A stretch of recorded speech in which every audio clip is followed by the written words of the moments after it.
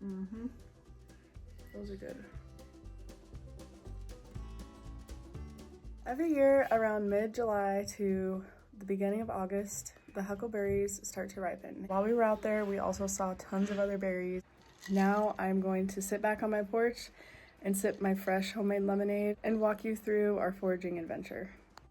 Usually the first thing I do before heading out is get some bug spray on. I use a natural bug spray because I do not like DEET, but that's besides the point. If you don't put bug spray on and you go out, especially in the evening in the forest, you will get eaten alive by mosquitoes, which makes berry picking a little less fun. If you're in North America, you will likely see these service berries, or Saskatoon berries is what they're called in Canada. They are edible and a lot of people use them to make jams and jellies. Here you see bilberries. They're not quite ripe yet and many people mistake them as huckleberries, but they're actually not huckleberries. They are edible as well, but picking them is kind of a pain because they are very small. I would like to add a disclaimer. If you are not 100% sure on what you are picking, please do not eat it because some berries are very poisonous. I will add a link to my favorite book for identifying Pacific Northwest berries and other plants in the description. Making sure you're properly identifying the berries is very important for your safety. These are all over out there as well. They are called twin berries. Some people say you can eat them and some people say they will make you sick. I personally choose to not eat them. I don't think it's worth it.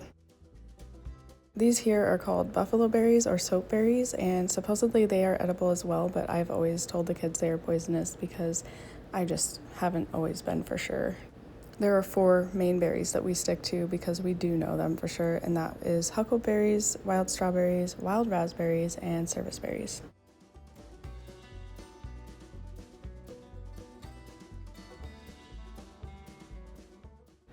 Picking huckleberries can be pretty tedious, and some people actually use those berry claws, but I choose not to use those because I feel like you're taking just as much time sorting out all the leaves and stems that you get from using those than you are just picking them by hand, and we do pretty well picking them by hand. I've found that peeling the bush back and looking underneath it is where you will find a lot of berries, and picking with 2 hands is also a must. If you are having to hold onto your bucket and pick with the other hand, you're going to be a lot slower.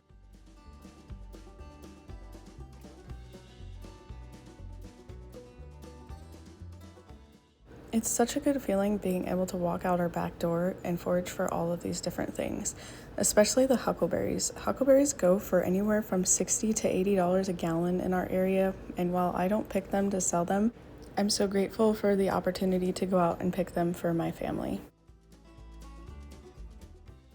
There are at least 2 or 3 different varieties of huckleberries where we live. The main differences being the size of the berries and sometimes even the color is a little bit different.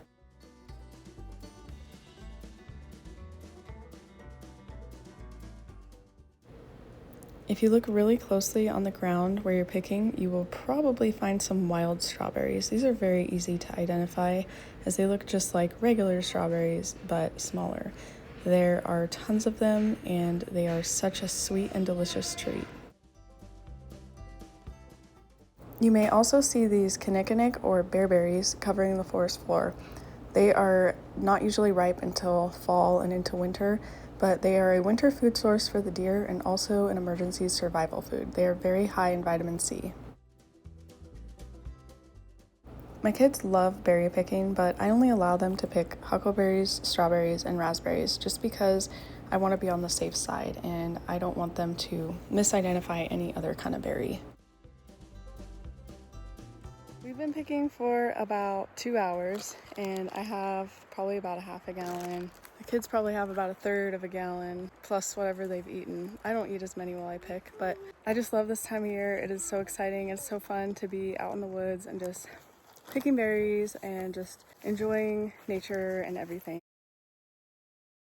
Here's one of our favorite patches of wild raspberries. It is a huge patch. The only difference between wild raspberries and regular ones is the size. The size is quite a bit different, but this year the berries were actually pretty big. I was surprised. I was able to pick quite a few of these in a short time, and they made a wonderful raspberry lemonade. These are rose hips from wild roses, and in the fall they will start to turn a very dark orangish red color, and a lot of people harvest them and use them to make jellies. They are very high in vitamin C and a great medicine to have in your arsenal.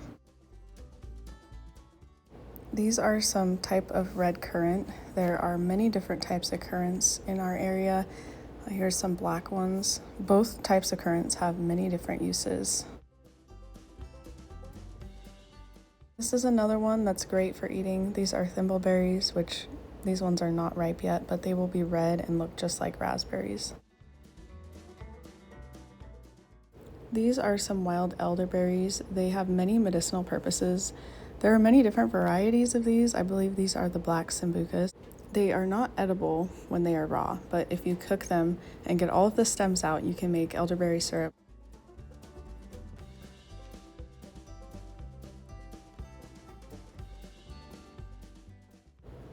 This fireweed is very beautiful to look at, but it can also be used to make some fireweed jelly. Yarrow is also a medicinal plant as well, with many different uses. While I could go on forever about all the different plants in the forest and all of their different uses, now that I'm home, I'm going to make some wild raspberry lemonade. It was super easy to throw together and super delicious. To make this lemonade, I put about 2 cups of raspberries into a half-gallon jar, and then I covered it with freshly squeezed lemon juice from about 6 to 7 lemons. You could probably use lemon juice to make this, but it's just so much better with fresh lemons, and these ones were nice and juicy, so I did get a good amount of juice out of them. Overall, it was about 2 cups of lemon juice. Somehow this little guy slipped past when I was washing the berries.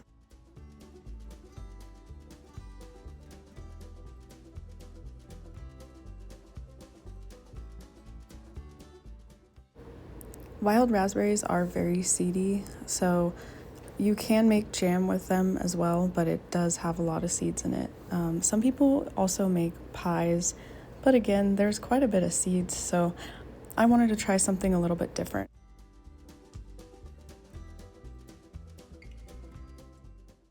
Once you're finished adding the lemon juice, it's time to shake those raspberries, and this just gets a lot of the flesh loosened up and flavor throughout the lemon juice.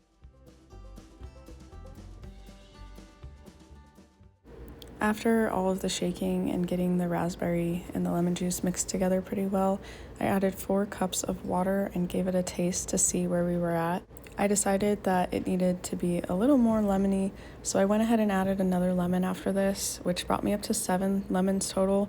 Your total may vary depending on how juicy your lemons are and how flavorful they are.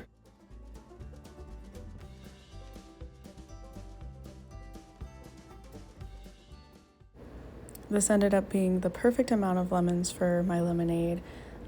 So the next thing that I was gonna do is figure out how much sweetness I needed to add. I was hoping the berries would be sweet enough on their own, but they were just a little too tart. So I decided to add some of my honey that I harvested from my bees in the spring, and that was a total of a half a cup of honey. You could also use sugar in place of the honey, but raw honey has so many benefits, so if you have some laying around, I would definitely suggest using it.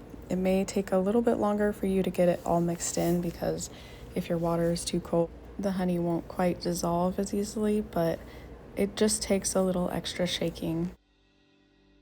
Now it's time for the taste test. It looks pretty good, but let's see if it tastes as good as it looks.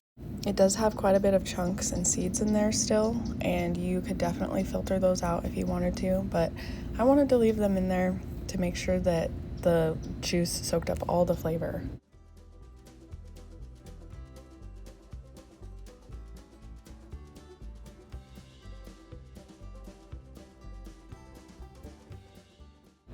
Just look at that beautiful and gorgeous ruby red color of lemonade.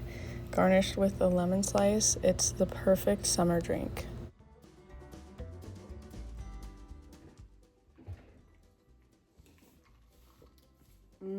That is so good. How are you so good? I don't know. Now it's time to do something with the huckleberries we picked today. Sometimes I bag them up and throw them in the freezer, but today I wanted to make something. So after washing them, I decided that I was gonna make some huckleberry bars. I did not use a recipe for these. I actually just came up with this on the fly and I was very happy with how they turned out. So I will be putting this recipe on my blog sometime in the near future, but for now I will walk you through it in this video. I started with 3 cups of huckleberries and a half cup of sugar, and that will cook down until the huckleberries are no longer frozen and the sugar is dissolved. Now I'm making the crust / crumble topping for the bars. I actually use gluten-free flour, but you can substitute that 1-to-1 for regular flour. I used 1 cup of gluten-free flour, a half cup of sugar, 1 teaspoon of baking powder, and a half teaspoon of salt.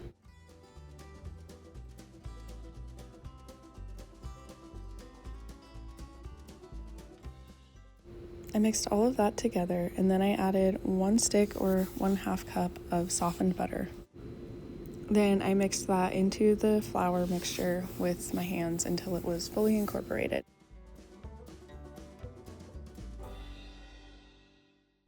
When the berries look like this and they're starting to bubble, it's time to thicken them.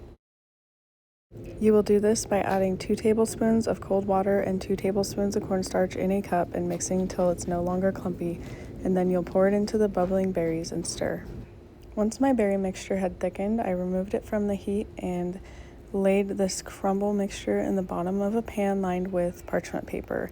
I used an 8x8 square pan and that was the perfect size. I used about half of the crumble mixture for the bottom, and then I poured over the berries and spread them out pretty evenly throughout the pan, and then I went ahead and covered the top of it with the rest of the crumble mixture by evenly sprinkling crumbles around the whole top of the berries.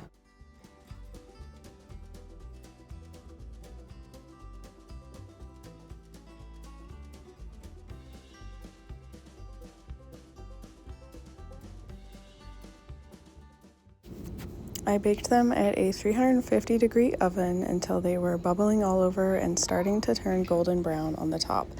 Then I pulled them out and let them cool for quite a while before cutting into them. You want them to be fully cooled, otherwise they will just turn into a huge mess if you try to cut them too soon. That's like exactly what I was hoping for. It's almost like a cross between a huckleberry pie, cobbler, and a crisp. Soon I will put this recipe on my blog. I am actually thinking about creating a foraging cookbook. This recipe is definitely going in there. If you want to see more recipes for stuff that you can actually forage for, then make sure you subscribe. Leave me a comment if you try this recipe and let me know how you felt about it. Follow along on my homemaking and homesteading journeys.